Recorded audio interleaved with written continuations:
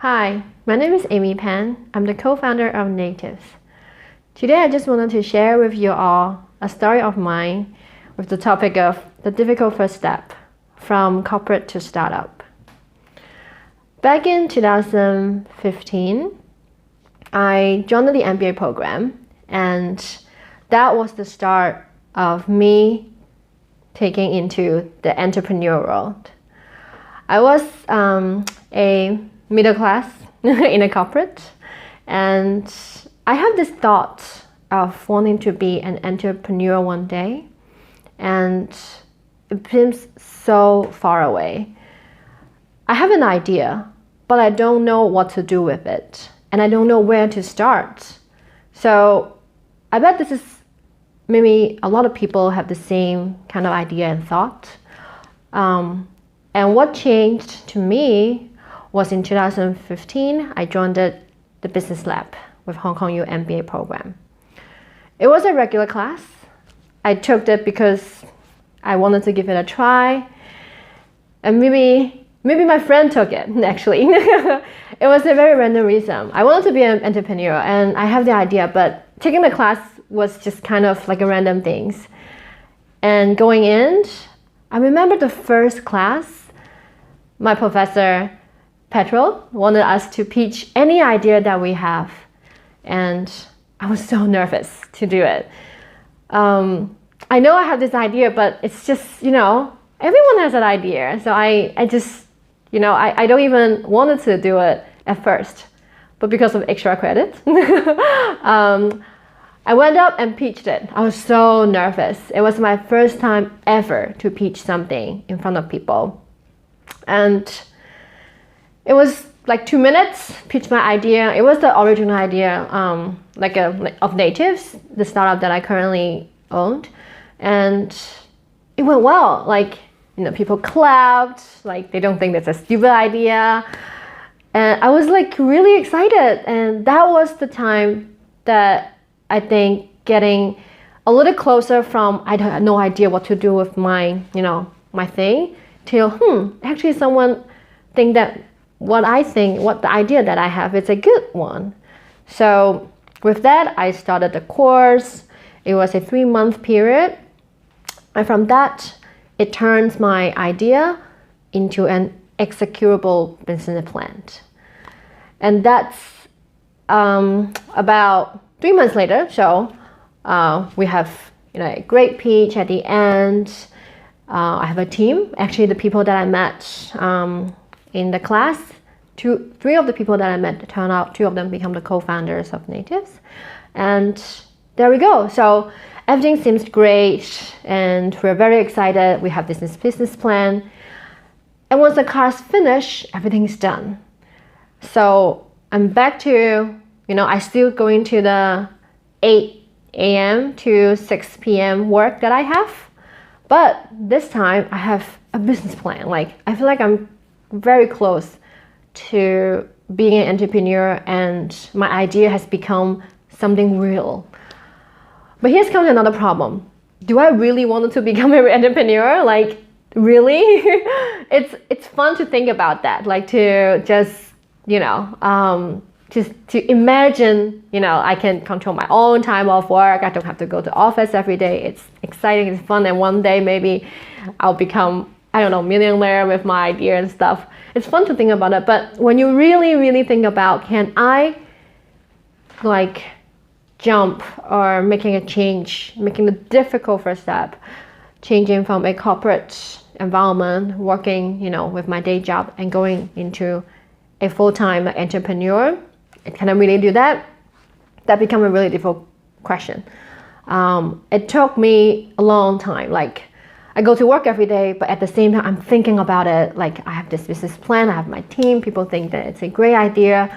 Should I go with it? Yes, no, yes, no. So it's been 3 months, and very randomly, one day, I read about an article. It's about things that people regret when they're old. I know it sounds a little lame, but true. Trust me, it's a true story. So I read this article, and it lists out the things that people will regret when they're old. And it get me thinking, what will I regret when I'm old? I know this is just things that, when people talk before during the campfire or something like that.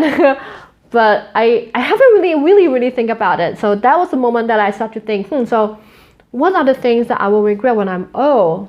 And if I do not take this, opportunity of executing the business plan that I have and becoming entrepreneurial, would I regret when I'm old?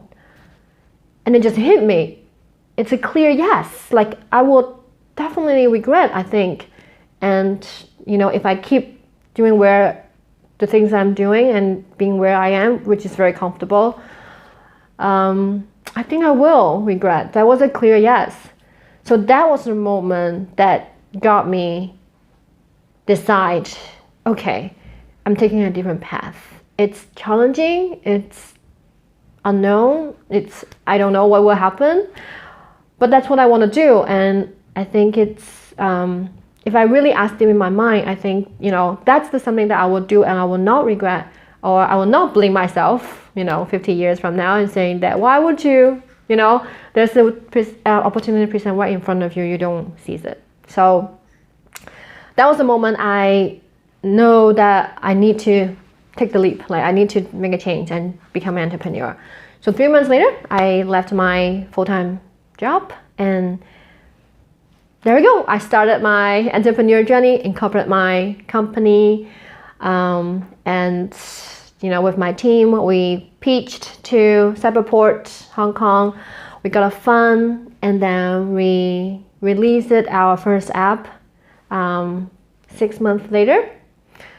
So if everyone who's watching this or listen to this, and if you ask my comments or my sharing of how do you do the difficult first step, like what are the things that you should think about if right now you're thinking of that, ask yourself, like, would you regret 50 years from now if you have never tried this?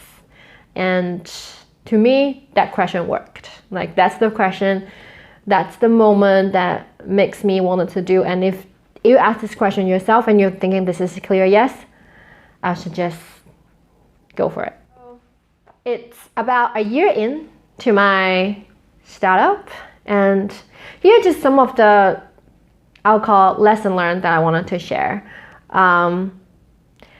It's always a great story to tell people. I'm the co-founder of Natives, and it's, I did a startup, but along the way, there's some really critical things that I think I want to share with, everyone, and some of the lessons learned that I have.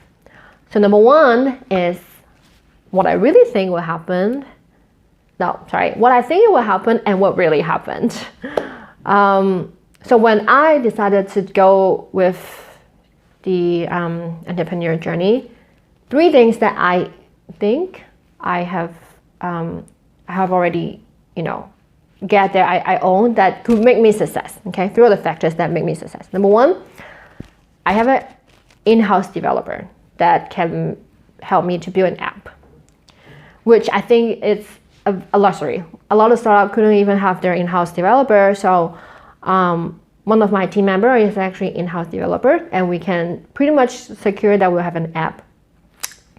Number 2 is I think we have a great idea, which a lot of startups will think. So I'm able to make an app, and I think the idea works. And number 3 is the finance. We got the fund from Hong Kong Cyberport. So, and with the team that I have, we think we'll be able to continue with the funding that I have to a point that we can have revenue income. Okay. So the other 3 things that I think I have, which will make my startup success. And what reality is, so number 1, we did launch the app in 6 months. We had a great launch party. Everybody came. We have about 80 people. Actually, we booked a place for 60 people and 80 people show up. So we were thrilled with that. And we have published, and then we have people sign up. And this actually did not work. It's actually one of the things that it's hard to even admit that it's a fail. Like, I'll just put it this way. So the first version of our app was a fail because we did not listen to our client carefully. So even though having an app doesn't mean you have a successful startup. It's just an app. There's so many apps out there. You need sales to go with it. You need sales pitch to go with it. You need continuously updates, with users' feedback, and you need the first base of your client to really like your product and then help you to get your words out. And that's all the things that comes after you have the app launched. So the reality for us is we actually have our version 1 launched the way that we think our client likes, but it's a fail. So we think they like, but in reality, it's not the most user-friendly app that they can use. So my advice here is to, even though you have a product that you think people will like, already exist, you still need to listen to the client's feedback. Because sometimes we use the app, imagine that we are the client, and we think that's a great app, but the use case just very, there's a lot of use case. It could be a lot. There's different kind of use case. So you really need to listen to customers' feedbacks and do it early. And I mean, it's fail if you have to, just like us. So what we did is we start our version 2 with a lot of changes. Sometimes that's what you have to go through, but listen to the customer early on if you can. So number 1. So number 2 is the idea. So I think we have a great idea, but a lot of time it's just not the way you think it is, the world. So Native is an app that connects language learner with language teacher. We start with giving the flexibilities to the learners. They can pretty much use our app like a Uber, and to just key in the time, put in the time and location. But later then we found out that's not really the way that people wanted to find a language teacher. That's just my example, my story. So a lot of you out there, if you think that you have a great idea, great. That's the first thing you need. But also you have to be open-minded sometimes, that your idea may need to tailor a little bit along the way. And you have to be open-minded, because I think it happens to all of the entrepreneurs, because you need to be confident, you need to trust yourself with the idea that you have, and you think you can make a difference in a specific area. But sometimes, in my case, even though I think my idea is a great one, but in reality, sometimes you have to listen and be open-minded even though if your original idea, and make it a better idea. That's my lesson learned. And then number 3 is the money. So we have the finance that we got from Cyberport and even our own team, but things goes fast. Money goes fast. So if you are, in my own story, it's just everything needs money. Like, especially in my case, because I left my full-time job and I started my startup journey full-time. Very concentrated. I tried to make everything right. But you will very soon find out that having a stable revenue stream is very, very important. So my lesson learned here is you will spend more money than you think you will. Having a great investment at the front is great.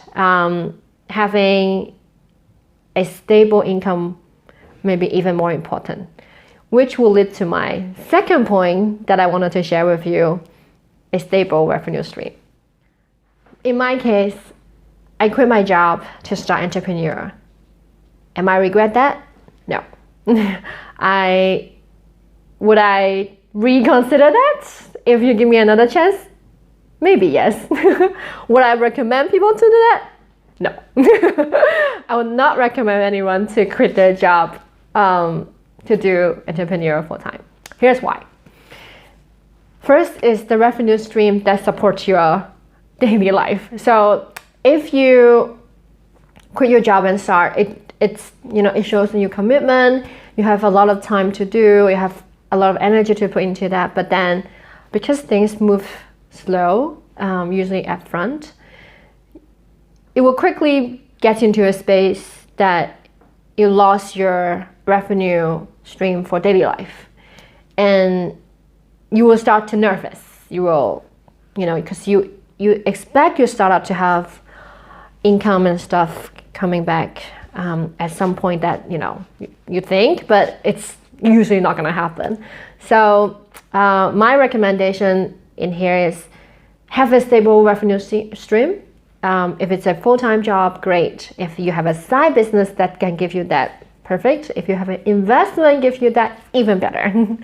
So because in my case, things worked out for me now just because it was lucky. I have other than Native, I actually have another business which is an off-site traditional business that gives me a stable revenue stream. And I think that's actually one of the main reasons why I can continue doing this startup and in the entrepreneur journey. So my lesson learned here is make sure you have something that keeps you going, because you don't know how long it will take for your startup to get back the revenue stream that you get when you were working as a full-time. If I make it clear. So don't quit your job. Make sure you have a stable revenue stream. Even start, sometimes I think the story of Chipotle, I don't know if you guys heard, the founder, that inspired me a lot too. When he founded Chipotle, he actually wanted that to be a stable revenue stream so that he can do a fancy restaurant. True story. And then turned out Chipotle to be really successful in the US. But I think that could also be something. So don't be, afraid of something to start something traditional, because traditional business sometimes can give you a very stable revenue stream, and then do your, ideas like technology ideas that may come in a little slower. Do them at the same time. That's also a way. Or have your full-time job to provide you, to support you, and do it your startup little by little. Once it take off, then you can go into full-time. So that's my lesson learned. Moving forward in 2 years, I think I will still be entrepreneur. I loved it. I would never regret what I did and along the way. And if you really ask me where do I see myself exactly in 2 years, I will put that as an open-ended answer. So, because I don't really have like a, thing that I really wanted to achieve, because I think in entrepreneur journey, you always have to be open. You need to seize an opportunity that you see fit, talk to as many people as you can, because you never know what connection can give you and what, different occasions, opportunities, events, clients, investors that you talk to can lead you.